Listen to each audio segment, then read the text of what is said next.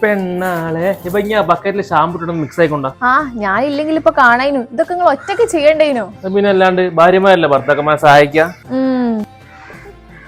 നീ എന്താ നോക്കി ചിരിക്കുന്നത്? അല്ല, ഞാൻ ആലോചിക്ക നിങ്ങൾക്ക് ഈ ഒരു പ്രായമാകുമ്പോഴേക്ക് ഇത് എന്ത് കോല, തടിച്ച് കുമ്പയും ചാടി മുടിയും പോയി താടിയും വീശി ഇതെന്ത് കോലാണ് ആഷിക്ക. ശരിക്കും ഇപ്പൊ കണ്ടാൽ ഒരു 50 വയസ്സ് തോന്നി. ശരിയാണിപ്പാ, ജിമ്മിനൊക്കെ പോയിട്ട് ഒന്ന് ഡയറ്റ് ചെയ്ത് സെറ്റ് ആക്കണം. അന്നോട് ഞാൻ പറയാൻ നിൽക്കാൻ ഞാൻ ഒരു കോലം കിടന്നു.